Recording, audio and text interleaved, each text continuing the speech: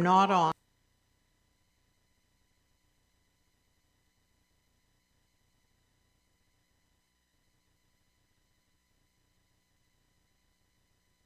Oh, thank you.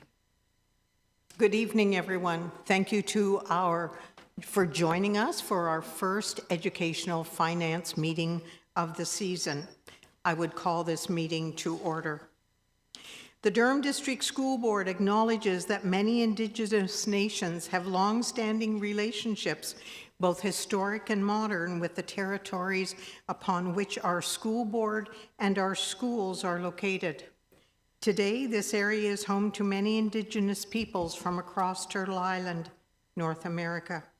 We acknowledge that the Durham region forms a part of the traditional and treaty territory of the Mississaugas of Scugog Island First Nation, the Mississauga peoples, and the treaty territory of the Chippewas of Georgina Island First Nation. It is on these ancestral and treaty lands that we teach, we learn, and we live.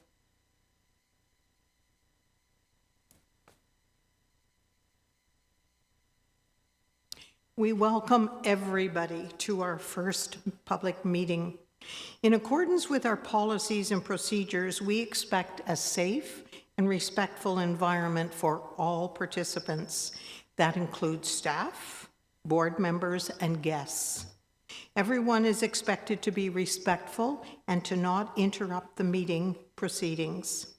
In the interest of maintaining that, there should be any conflict between members of the audience or any meeting disruptions, people in attendance may be asked to leave the premises.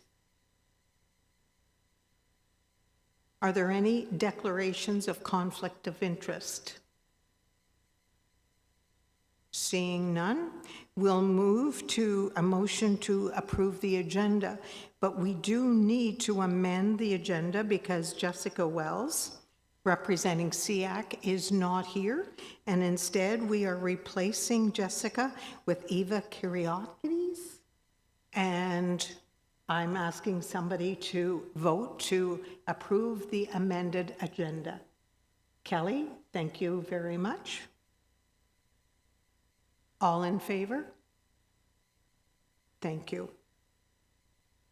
We have the meeting minutes from June the 5th, 2024 in front of us. I would like to have a motion to approve those minutes. Thank you, Vice Chair Donna Edwards. All those in favor? Thank you.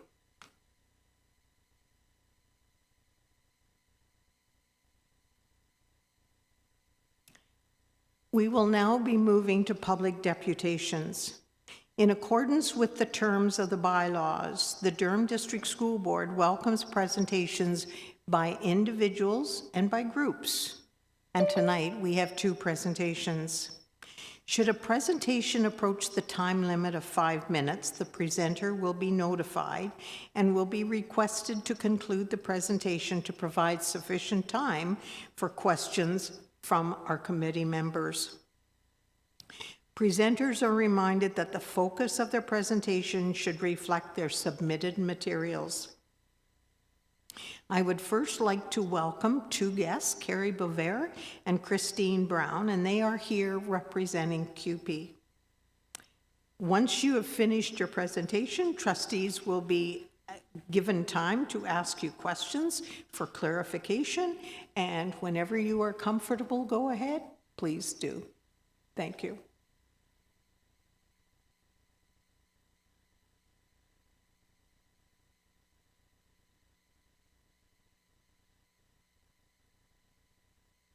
Good? Perfect, thank you. Good evening, my name is Carrie Bovair, and I'm the proud president of CUPE 218, representing over 3,000 dedicated education workers in Durham Region. I'm here tonight to express deep concern and disappointment regarding the decision to eliminate the Care for Newcomer Child Care program, a service that has been operating for over 25 years. This program has not only supported newcomers to Canada, it's in assessing vital resources and developing essential life skills, it has helped them build the foundation for successful, stable lives in our communities. The impact of this decision goes far beyond the 9 members who will lose their jobs in June of 2026. It sends a painful message to the very families the board claims to support. These are often women, mothers trying to gain the education, language skills, and training needed to contribute meaningfully to our society. Without childcare, they cannot participate. It's that simple. Christine Brown, chairperson of the Continuing Ed Unit, has personally heard from many community members whose lives were changed because of this program. These stories speak to how both the parents and their preschool-age children grew, developed, and found hope in a new country through the services offered. When we were informed of this decision, we were told it was due to budget cuts. But from what we've seen, based on last year's budget, the information we've received for this year, and the publicly available Immigration, Refugee, and Citizenship Canada funding portal, this rationale simply doesn't add up. What was even more disheartening was hearing 2 representatives of the board say, and I quote, "We had to pay for our daycare." That mindset is not only dismissive, it's harmful. It ignores the lived reality of the people this program is meant to help. It ignores, and it runs counter to the DDSB's own policy and commitment to equity, inclusion, and safe, respectful workplaces. At no point did anyone from the DDSB reach out to Christine Brown, who is not only the chairperson, but also one of the supervisors of this program. No dialogue, no exploration of alternatives, no effort to consult the people closest to the program.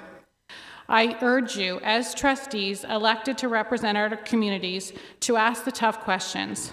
Why was this cut made? Were all other options truly explored? And most importantly, what can be done to preserve some form of this essential support? Tonight, we urge you to reserve your decision to close this incredible program. Now is not the time to pull back from programs that uplift the most vulnerable among us.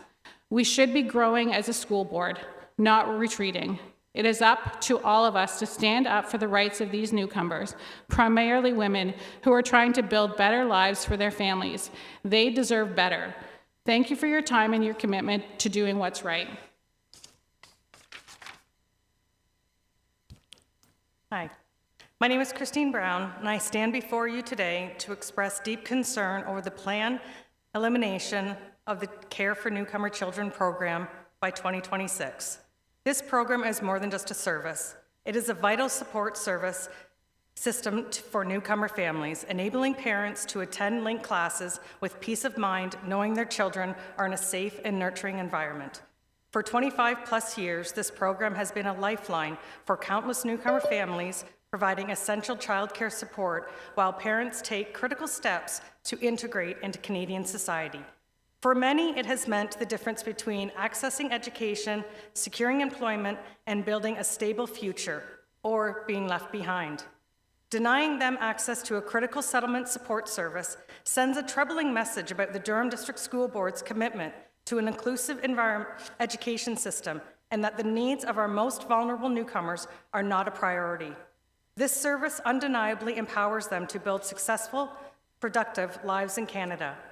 The successes of this program is evident. Educators, designated early childhood educators, and educational assistants have consistently observed that children who participate in this program exceed expectations in their language development, social adaptation, and early learning skills. By removing this support, we risk creating unnecessary barriers for newcomers, undermining their ability to integrate successfully into our communities and our school system.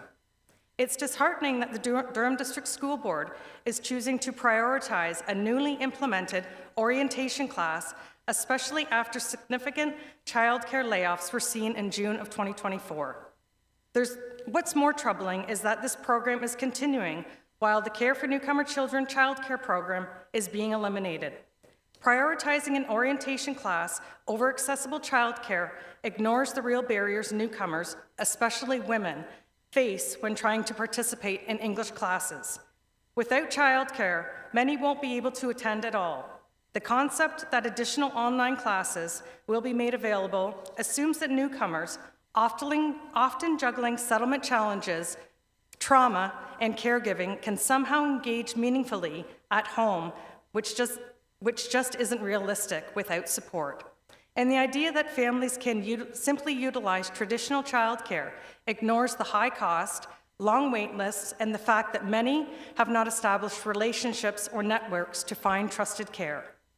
In the media statement released late February, the Durham District School Board indicated that the Care for Newcomer Children program is beneficial for some, but they noted that only 0.9 of the LINK students in Pickering and 4.9 of the LINK students in Oshawa utilized the services. I have requested clarification on how this percentage was calculated, but I have not received a response yet.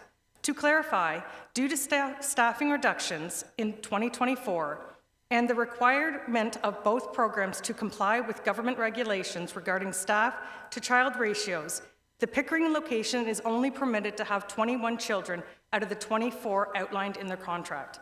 Meanwhile, the Oshawa location reached its maximum enrollment of 24 capacity early in this year, as indicated in your package. Currently, there are approximately 275 on-site LINK students in Oshawa and 160 students enrolled in on-site LINK classes in Pickering.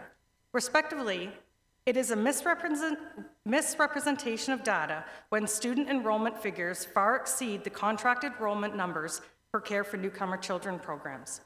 I urge you to carefully examine the LINK budget and explore all possible avenues to continue this program. If full funding cannot be maintained, I call on the Durham District School Board to find a way to keep this running, even if it's on a smaller scale. The loss of this service would create a significant barrier for newcomers striving to learn English, integrate into our society, and build a better future for their families. Investing in newcomer families is an investment in the strength and diversity of our community. Let us not turn our backs on those who need the support the most. I ask you, as trustees, to prioritize solutions to keep this essential program in place. Thank you very much. Thank you, Carrie. Thank you, Christine. We have 3 trustees who are attending virtually. We have a number of trustees around the table, and we invite any of those trustees to ask questions regarding your presentation. Trustees?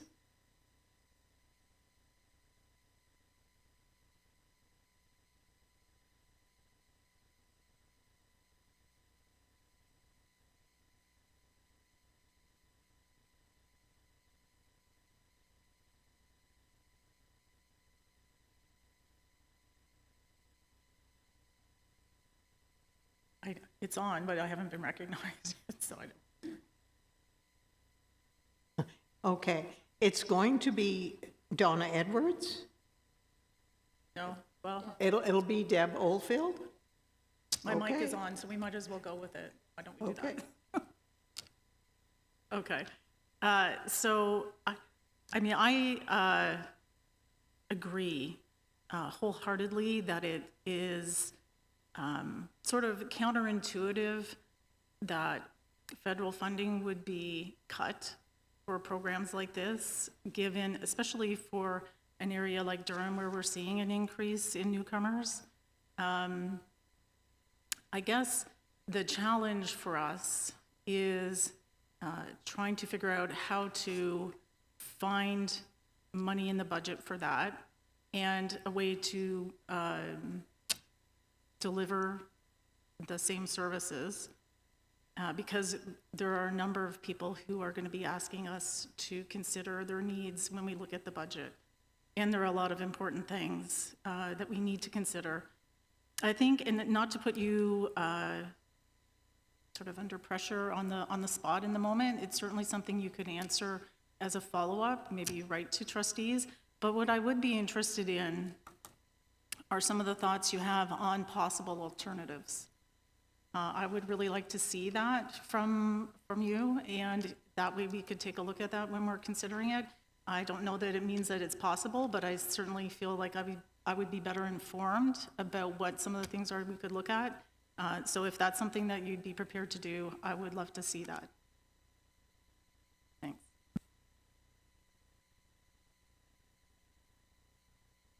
Moving to Vice Chair Donna Edwards.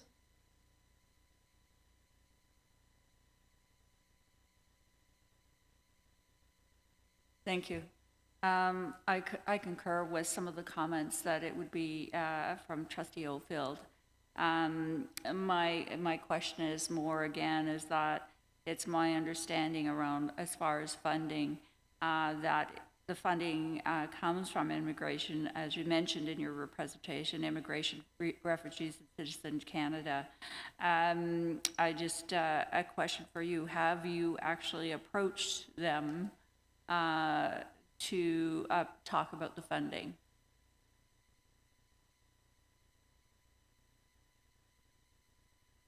We have not spoken directly with the program officer that provides the funding agreement to the Durham District School Board. We have asked for a breakdown. We've been given an amount that the Durham District School Board was awarded with their contract, and from last year's budget, we were provided with the breakdown of that. But if they would come to us and discuss how this could be run on a smaller scale, we could have those conversations, because it can. We would be, like, obviously we would be open to do that, but there are ways that this could be run even on a smaller scale.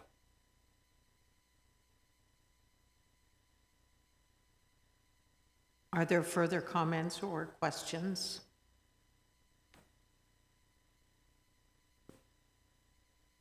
I thank you very much for joining us and presenting us. You've given food for thought.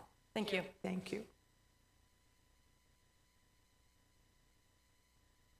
And now we will turn to Tara and Eva, and they are here representing SEAC, and we welcome both of you.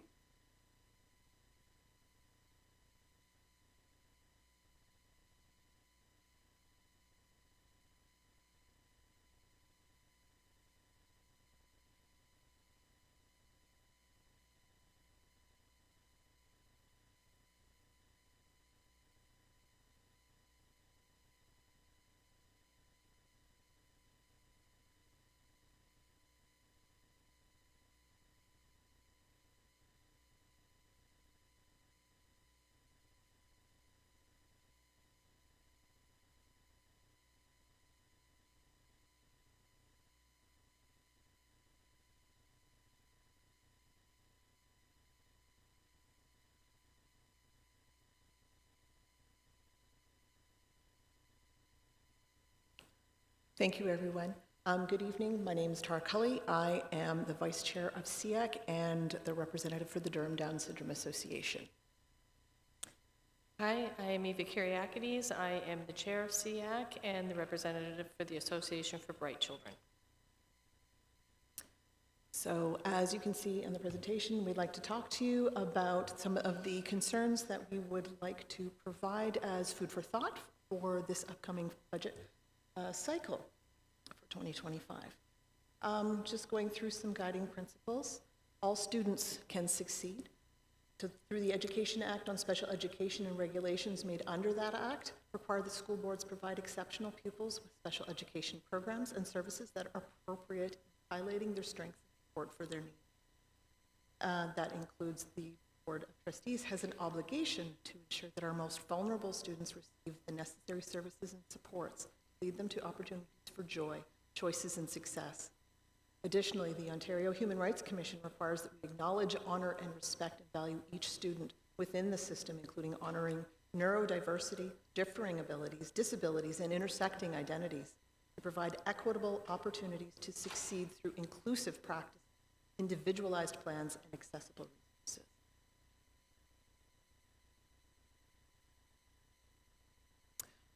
Just to give you an idea of the number of students that we're representing, so there are currently over 13,000 students within the DDSB that are supported through an individual education plan with many different needs. This number also grows when including those receiving specialized services, for example, including those with receiving specialized services for commitments that are embedded example through regulated health teams, aligned with service commitments that are embedded in ministry expectations and reflected in the DDSB Inclusive Students Special Education Plan. With regards to funding, the Special Education Statistical Prediction Model, the SESPM, is being updated with 2021 census data, slowly phasing out the use of 2006 census data over a 5-year period. We will currently be going into year 2 of 5. While SEAC is hopeful that this will help to better reflect the population and demographics of our students in the Durham region, we also realize that it's expected that predicted growth in Durham will continue to outpace the data that is being used even with the updated census data. So the DDSB has declared it the fastest growing district in the province. And this has us concerned about funding keeping pace with our students' needs.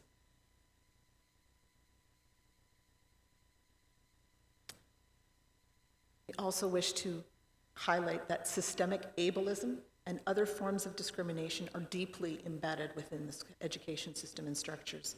This discriminates against, disadvantages, and causes harm to students with neurodivergence, different abilities, disabilities, and other intersecting identities. For example, based on ancestry, race, gender identity, gender expression, sexual orientation, creed, religion, socioeconomic status, etc. We must continue to strive for a truly inclusive and equitable learning environment for all students and staff. And we must also recognize that equity does not mean all students are treated the same. We must also continue to allow for all students to access learning through multiple pathways that play to each student's strength and provide support for their individual needs, differentiation of instruction and learning techniques. We also recognize that there is continued stress on our transportation system, and the amount of funding provided is not sufficient for student needs. Access to transportation services where required is an essential service for our students and supports a student's fundamental right to be able to access school. We cannot allow the lack of transportation to become a barrier for students. Additionally, in maintenance of our small class placements, we must continue to support our students who cannot succeed in a mainstream classroom environment and strive to provide alternative placements so that every student can reach their true potential. Our commitment, SEAC does and will continue to advise and make recommendations to the boards and trustees on any matters reflecting programs and services of our exceptional students. Acknowledge the importance of working collaboratively with parents and caregivers, educators, and community partners to create effective support systems for students with accommodation requirements.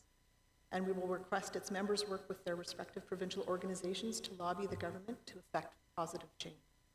We will also advocate on behalf of exceptional students by providing timely feedback to the Ministry of Education, our MPPs, and the Ministry Advisory Committee for Special Education, or MACSE, on funding and policy concerns.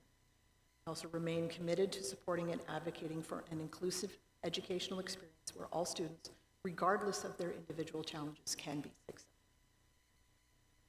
So on behalf of SEAC, I'd like to thank the trustees of the board for their consistent efforts for finding innovative approaches through the organization working together with SEAC to support students and their families. This is currently the list of our volunteers that are sitting around our table providing many different lenses across the Durham region.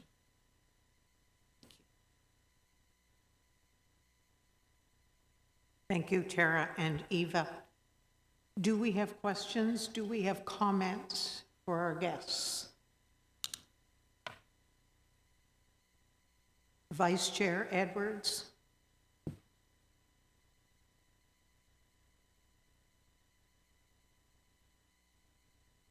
Thank you, and I want to thank you for coming and representing SEAC, and as you mentioned, you were a dedicated group of volunteers. You volunteer your time to provide basically advice and support and around special education, ensuring the success of all our students.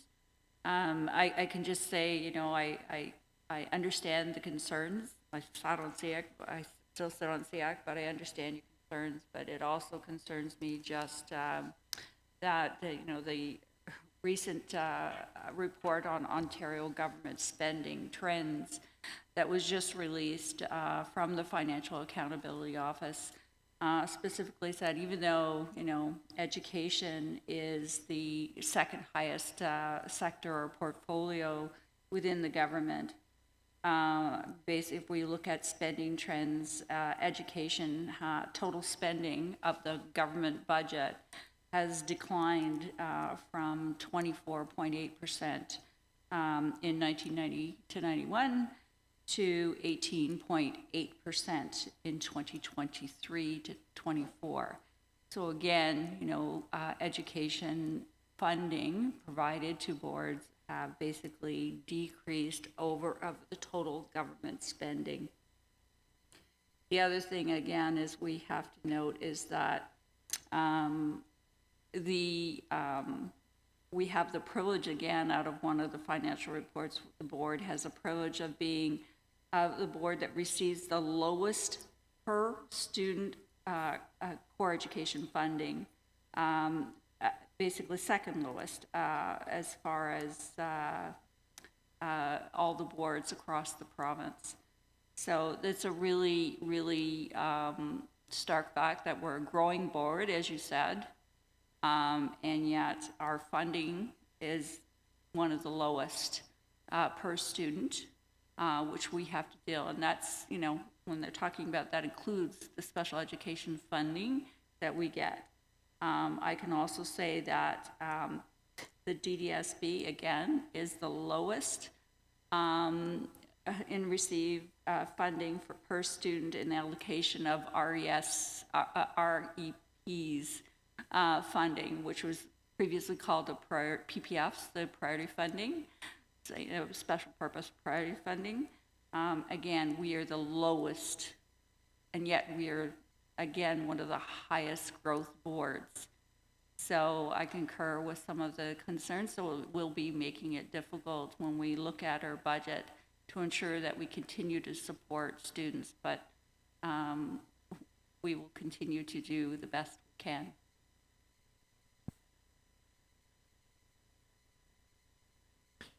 I also have a question, and that's regarding your transportation funding. You say we cannot allow the lack of transportation to become a barrier for our students. Could you please expand on that?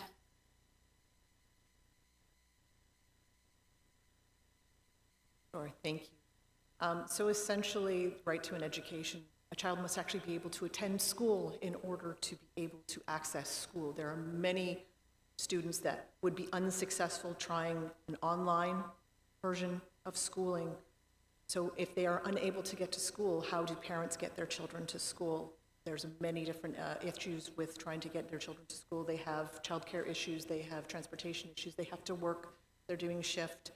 So it's very important that that transportation is available for our students. I think proportionally, students in the special education envelope actually use a far higher percentage of the transportation than the rest of our neurotypical students.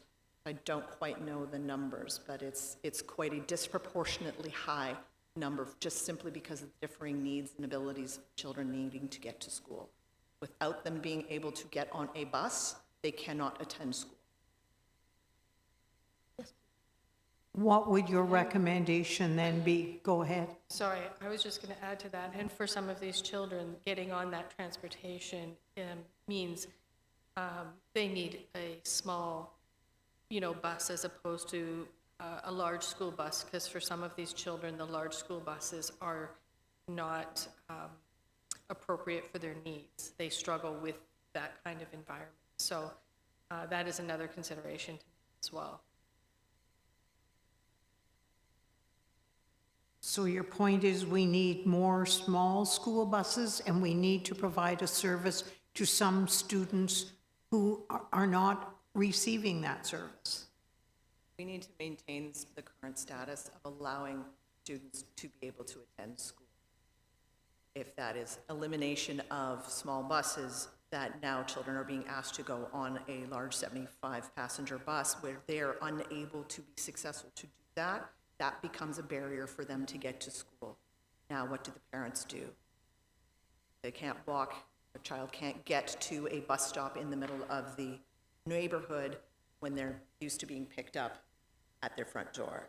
Those sorts of barriers can be caused if we do not take care to ensure that transportation needs for our students are being met. Does that clarify? Thank you for bringing that to our attention. Are there other questions or comments? Seeing none, I thank you for being here, and I thank you for your presentation. Next on our agenda, we have a written submission presented by Shane Stagg and Kristen Bennett, and they are representing the Ontario Secondary School Federation, District 13. All trustees have received that package, and I thank Shane and Kristen for presenting that to us. Moving on to the next item on the agenda, and we turn to Associate Director Wright, because he's going to tell us a little bit about the process that we will be dealing with in the next 2 months.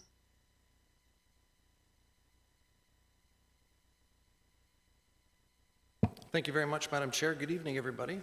It's my pleasure to share with you this evening a short presentation about the process we are going to follow as we work to approve DDSB's 2025-2026 budget.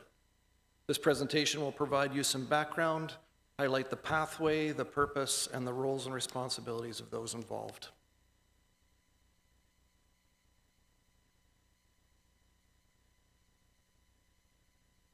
DDSB is one of the largest school boards in the province with an operating budget in excess of $1 billion, and for the 24-25 school year budget cycle had an operating and capital budget of over $1.2 billion. Out of the 72 publicly funded school boards in the province, DDSB is about number 6 in terms of the largest, and one of the, if not the fastest growing board in the province. DDSB is a very people-focused organization with almost 90% of our operating budget spent on staff. Over the recent past, the largest line item for our capital budget has been the purchase of land on which to build new schools to support this growth. We often talk about the budget as one big lump sum, but it is important to understand the distinction between the operating budget and the capital budget. The operating budget is what pays for the day-to-day expenses of the board, and the capital budget covers long-term expenses, and as a general rule, capital funding cannot be used for operating purposes. The nature of financial processes in a school board setting are cyclical. We are in the middle of the budget process for the 2025-2026 school year. Generally, data is gathered early in the calendar year to support an enrollment projection. The enrollment projection is in a draft final stage by April to support our staffing processes. Most of our staffing processes and timelines are enshrined in collective agreements, and so are generally inflexible. The ministry generally sets the funding announcement to the sector in the springtime. Sometimes it's April, sometimes it's May. Sometimes there are anomalies that shift the dates further. But the submission date of June 30th has been pretty much set in stone, or has been a constant. That leaves the time period April, May, and June to do the bulk of the heavy lifting in terms of preparing the budget, which isn't a significant amount of time. We base and submit the budget to the Ministry of Education in June based on the enrollment projections that we have made and based on all of the information available at the time of submission. We then update and submit a revised budget to the ministry in December based on the number of students that actually attend in September and based on the October 31st count date numbers. The budget process interweaves and overlaps with the financial reporting process. Our school board fiscal year end is August 31st. Our financial statements are due to the ministry on November 15th, and reports exploring variance analysis over the course of the year are brought to the trustees for information. Tonight is the first public meeting of the Education Finance Committee for this coming budget year. When the meeting schedule was initially presented to trustees, we had hoped to be able to bring an overview of the grants package to you this evening. Unfortunately, the grants package has not yet been released. We are optimistic that with the throne speech being delivered today and the provincial budget on the near horizon, the grants package will soon follow. If the grants are not released in the near future, the schedule that we have set and communicated and that you see before you may need to be adjusted. Among the stated budget-related responsibilities that trustees hold are the development of a multi-year strategic plan that includes the effective stewardship of resources and the approval of an annual budget that's compliant, aligned with the multi-year strategic plan, and aligned with Ministry of Education priorities, policies, and directives. A compliant budget is one that is balanced, aligns with enveloped funding, supports regulated class sizes, and supports collective agreement language. The Director of Education and senior staff are responsible for preparing the budget and are very engaged with internal budget holders, prioritizing expenditures by ensuring that the budget being presented is a pathway to funding an operational plan that supports your strategic plan and that it is compliant with ministry requirements. Though the multi-year strategic plan is really the key process that gathers input on budget priorities, on an annual basis, there are many individuals internally that provide feedback and information through their departmental leadership, and as well engagement with community and school board partners, such as we heard this evening. In general, the expectation of a balanced budget is that estimated revenues will equal budget expenditures on both the capital and operating side. Ontario Regulation 280-19 outlines the circumstances under which a school board may approve it in your deficit. I'm not going to run through them for you this evening, but would happy to provide that information if you would like.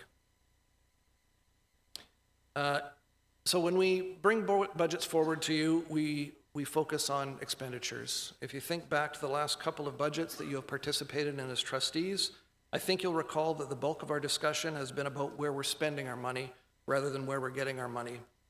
The reality is we don't spend a lot of time talking about revenues because there's very little we can do to generate revenue. We do have some sources to support programs and operations, including programs run by the federal government or supported by the federal government, leases, rentals, interest, etc. But core education funding will provide the board with a significant majority of funding to operate. So that, coupled with the reality that education funding is complex, your level of fluency as trustees on education funding isn't expected to be particularly high, but it is important that you have a baseline understanding of the funding model. On the screen in front of you are the 6 funds that comprise the core education funding model: Classroom Staffing Fund, Learning Resource Fund, Special Education Fund, School Facilities Fund, Student Transportation Fund, and School Board Administration Fund. The nice thing about the updated funding model is that the names for the funds are actually fairly intuitive, and you can get a sense of what's included in them by looking at the title. But what isn't intuitive necessarily is how they interact with each other. So the diagram up on the screen now reflects where the flexibility is within the core education funding model. The 6 funds are each represented by the colored rectangles up on the screen. The arrows are the direction the funding may flow between allocations and usage.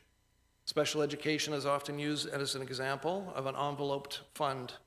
Nothing flows out of the special education envelope, but can be supplemented, and the supplement is represented by the inflowing arrows from the Classroom Staffing Fund or the Learning Resource Fund.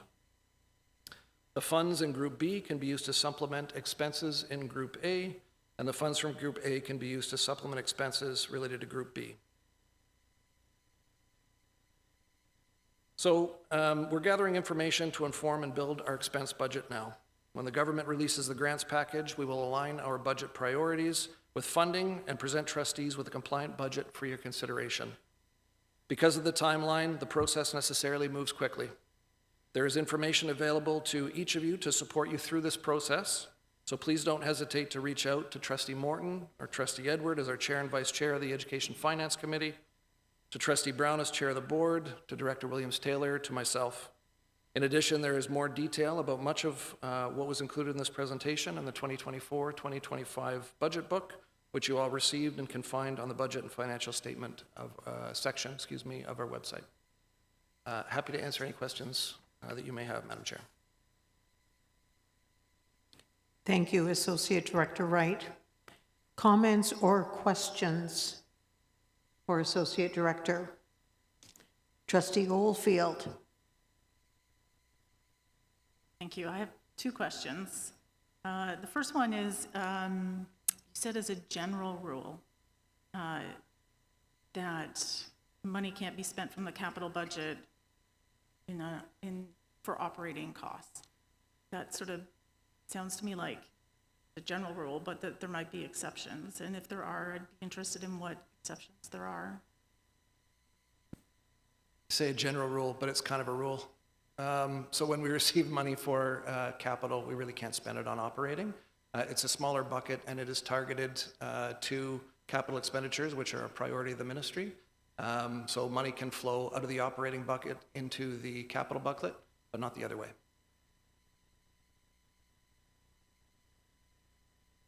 Supplementary? It's not related, but we have the PowerPoint. I know it's not a part of the agenda package, but I think that this is information that would be helpful to be public facing, and I'm wondering if it can be added to it so that the public would be able to see the documents that we're referring to tonight. We can include it with the package on the budget section of our website. Other comments, other questions? Seeing none. So we have scheduled our next meeting for May the 13th, but it's my understanding that if we don't receive the core education funding from the province, that we need to be flexible with that May 13th date. Am I correct? Thank you, Madam Chair. We will certainly be in touch if we don't receive the grants funding in the next couple of weeks. It would put that May 13th deadline in jeopardy for sure. Thank you. Well, we've started the process. We do have work ahead. We need to provide a balanced budget, and we need to be able to meet the needs of our school communities. Yeah, I did. Is there any other business? Seeing none, we do have a meeting scheduled for May the 13th. We'll hold to that unless we do have to change because of the core funding. And with that, let's consider this meeting to be adjourned, and I thank everyone for attending and helping us. Thank you.